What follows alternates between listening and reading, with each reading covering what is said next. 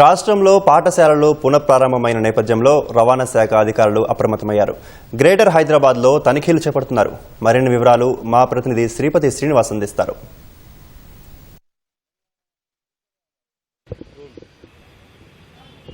నిబంధనలకు విరుద్ధంగా తిరుగుతున్నటువంటి విద్యాసంస్థల బస్సుల మీద రవాణా శాఖ అధికారులు కొరడా జులిపిస్తున్నారు. తెల్లవారుజాము నుంచి కూడా తనిఖీలు కొనసాగుతున్నాయి. ఇప్పటివరకు ఎన్ని బస్సులను సీజ్ చేశారు, ఎందుకు చేశారు, ఆ వివరాలు అడదాం. మనతో పాటు హైదరాబాద్ జేటీసీ రమేష్ సార్ ఉన్నారు. సార్, ఈ ఉదయం నుంచి కూడా నిబంధనలకు విరుద్ధంగా తిరుగుతున్నటువంటి విద్యాసంస్థల బస్సుల మీద కొరడా జులిపిస్తున్నారు. ఎందుకు ఈ తనిఖీలు చేస్తున్నారు? ముందుగా చెప్పినా కూడా వాళ్ళు ఎందుకు వినట్లేదు సార్? అదే కొంత నెగ్లిజెన్స్ ఉంటుంది. ముందు చెప్పినా కూడా మీడియా కూడా ఎక్స్టెన్సివ్గా కవర్ చేసినా కానీ ఈ యాజమాన్యాలు, విద్యాసంస్థల యాజమాన్యాలు ఫిట్నెస్ లేకుండా రోడ్డు ఎక్కినందుకు ఈరోజు మనం గ్రేటర్ పరిధిలో హైదరాబాద్, రంగారెడ్డి, మేడ్చల్ మొత్తం మీద సుమారు ఒక 25-26 బస్సులు సీజ్ చేశాము. సో ఈ బస్సులు సీజర్ అవాయిడ్ చేయాలంటే ఈ యాజమాన్యాలు కంపల్సరీగా ఫిట్నెస్ చేసుకుంటేనే రోడ్ ఎక్కాలి, లేకపోతే సీజ్ చేయడం జరుగుతుంది. వాళ్ళకి ఇబ్బంది, విద్యార్థులకు ఇబ్బంది. ఈ ఇబ్బంది కాకుండా ఉండాలంటే ఫిట్నెస్ చేసుకునే రోడ్డు మీకు రావాలని మా యొక్క విజ్ఞప్తి. ఓకే, ముందే మీరు వేసవి సెలవుల్లోనే ఖచ్చితంగా ఫిట్నెస్ చేసుకోవాలి, ఫిట్నెస్ సర్టిఫికేట్ పొంది ఉండాలని మీరు పదే చెప్పుతున్నారు. అయినప్పటికీ కూడా యజమాన్యం వినిపించుకోవట్లేదు. అంటే ఇలాంటి వాళ్ళని ఏం చేయాలంటారు? ఎట్లా చేస్తే వింటారు అసలు? అదే కంటే ఇప్పుడు నిజంగానే పర్టికులర్ ఒక యాజమాన్యం చాలా ఇన్సెన్సిటివ్గా ఉండి ఫిట్నెస్ చేసుకోకుండా స్కూల్ పిల్లలు తీసుకెళ్తూ ఉంటే ఐడెంటిఫై చేసి యాజమాన్యాలు కూడా కేసులు పెట్టే ఛాన్స్ ఉంది ఈ నెగ్లిజెన్స్ కోసము. సో అట్లాంటి కేసులు పెట్టకుండా అవాయిడ్ చేయాలంటే డెఫినెట్గా అందరూ అన్ని బస్సులు ఫిట్నెస్ చేసుకుంటే రోడ్డు మీదకి ఎక్కాలని రావాలని మా యొక్క విజ్ఞప్తి. ఈ పసిపిల్లలు అంటే వాళ్ళకి ఏం తెలియదు, అమాయకులు, వాళ్ళు ఇప్పుడిప్పుడే పాఠశాలకు వెళ్తున్న వాళ్ళని తీసుకొచ్చి ఫిట్నెస్ లేని బస్సులో ఎక్కియడం వల్ల ప్రమాదం వాళ్ళతో పొంచి ఉన్నట్టే, వాళ్ళ ఎంబడి ఉన్నట్టే అనే అంశం మీద మీరు దాని మీద అవగాహన ఏమైనా కల్పించారా? విద్యాసంస్థల యజమానులకు కావచ్చు, తల్లిదండ్రులకు కావచ్చు.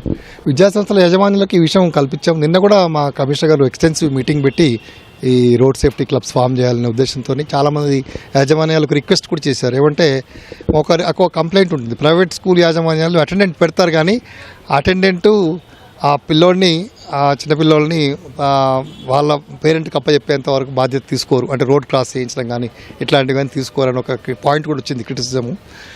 వేరేస్ గవర్నమెంట్ స్కూల్స్లో అయితే అట్లా ఉండదు అని. ప్రైవేట్ నిజమే, వాళ్ళు కూడా ఏమని చెప్పారంటే ఈ ఒక్కోసారి అటెండెంట్ కూడా రెస్పాన్సిబిలిటీ చేస్తారు, ఇలా సరిగ్గా దాటించలేదు ఏమన్నా అయితే. సో ఇతన్ని కూడా అంటారు కాబట్టి పేరెంట్స్ కానీ వాళ్ళ గ్రాండ్ ఫాదర్, గ్రాండ్ పేరెంట్స్ కానీ వచ్చి చిన్నపిల్లలు ముఖ్యంగా ఏంటంటే బస్సు దిగి వాళ్ళ పేరెంట్స్ దగ్గరికి వెళ్ళేప్పుడో, వాళ్ళ ఓన్ ట్రాన్స్పోర్టేషన్కి వెళ్ళినప్పుడు, రోడ్ క్రాస్ చేసేప్పుడే ఎక్కువ యాక్సిడెంట్స్ జరుగుతున్నాయి చిన్నపిల్లలకు. మీరు చెప్పినట్టు అందుకని ప్రతి యాజమాన్యం కూడా చిన్నపిల్లల విషయంలో జాగ్రత్తగా ఉండి అటెండెంట్ను పెట్టి ఆ పిల్లల్ని వాళ్ళ పేరెంట్స్కి అప్పగించేంత వరకు వాళ్ళు రెస్పాన్సిబిలిటీ తీసుకోవాల్సిన బాధ్యత. ఈరోజు తెల్లవారు నుంచి జరిగినటువంటి తనిఖీలో దాదాపు 25 బస్సులను సీజ్ చేశారని మీరు అంటున్నారు. తనిఖీల్లో భాగంగా ఏ అంశాలు, ఏ నిబంధనల్ని ఈ స్కూల్ బస్సుల యజమానులు పాటించట్లేదని మీ దృష్టికి వచ్చింది? ముఖ్యంగా ఫిట్నెస్ కామన్గా అన్నిటి చాలా మటుకు ఫిట్నెస్ లేదు. కొన్ని బండ్లకు కూడా ట్యాక్స్ లేదు, పర్మిట్ కూడా లేదు. ముఖ్యంగా ట్యాక్స్, పర్మిట్, కొన్ని కేసులు ఏమంటే ఈ డ్రైవర్ 60 years ఏజ్ కంటే ఎక్కువ ఉన్నవాడు కూడా నడపడం. సో ఇలాంటి వయలేషన్స్ ఎక్కువ ఉన్నాయి. ఇప్పుడు మనకి ఇక్కడ కనబడుతున్నటువంటి బస్సులో ఏం లేవు, దీనిలో ఏం లోపించినాయి? సో దీనిలో ముఖ్యంగా ఏంటంటే ఫస్ట్ ఎయిడ్ బాక్స్ లేదు, ఫైర్ ఎక్స్టింగ్విషర్స్ లేదు. ఫైర్ ఎక్స్టింగ్విషర్ రాశారు కానీ అక్కడ ఫైర్ ఎక్స్టింగ్విషర్ పెట్టలేదు.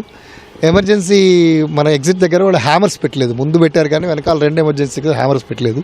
సో ఇవన్నీ సేఫ్టీ ప్రికాషన్స్ తీసుకుంటే తప్ప మనకు ఫిట్నెస్ చేయరు.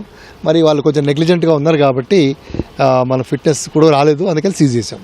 ఫైనల్గా విద్యార్థుల తల్లిదండ్రులకు కావచ్చు, లేదంటే పాఠశాల యజమాన్యాలకు కావచ్చు, మీరు ఏం చెప్పాలనుకుంటున్నారు? సో ముఖ్యంగా మీరు అన్నట్లు ఈ బడి పిల్లలు సేఫ్టీ యాంగిల్లో మీరు చెప్పినట్టు మీడియా ఎప్పుడు హైలైట్ చేస్తున్నట్టు, ఈనాడు కూడా బాగా యూనిటీ కూడా హైలైట్ చేస్తున్నట్లుగా ఏంటంటే దీనిలో అందరి రోల్ ఉంది. School managements, parents committees, drivers, transport department inspectors, traffic police, ఇవన్నీ డిపార్ట్మెంట్స్ సంయుక్తంగా కలిసికట్టుగా పనిచేస్తే తప్ప మనకు బడి పిల్లల భద్రత పెరగదు. Thank you. ఇది మొత్తానికైతే ఈరోజు తెల్లవారుజాము నుంచి కూడా విద్యాసంస్థల బస్సుల మీద ఈ రవాణా శాఖ అధికారులు కొరడా జులిపిస్తున్నప్పటికి కూడా ఇప్పటికీ ఈరోజు పాఠశాలలు పునఃప్రారంభమైనటువంటి మొదటి రోజే 25 బస్సులను సీజ్ చేయడం జరిగింది. ఎందుకంటే యజమాన్యాలు కనీసం వీటిని పట్టించుకోవట్లేదనే ఉద్దేశంతోనే వీటిని సీజ్ చేయడం జరిగిందని కూడా హైదరాబాద్ జేటీసీ రమేష్ సార్ అంటున్నారు. అంతేకాదు ఈ తనిఖీలు అనేటివి నిరంతరం కొనసాగుతూనే ఉంటాయి. ఇప్పటికైనా సరే యజమాన్యాలు ఈ ఏవైతే ఫిట్నెస్ లేవో, ఫిట్నెస్ లేని బస్సులకు పైన ఖచ్చితమైనటువంటి చర్యలు తీసుకుంటాము, ఇప్పటికైనా ఫిట్నెస్ సర్టిఫికేట్ పొందాలని కూడా ఖచ్చితంగా చెప్తున్నారు. కెమెరామెన్ కేవీరావుతో శ్రీనివాస్, ఈటీవీ న్యూస్, హైదరాబాద్.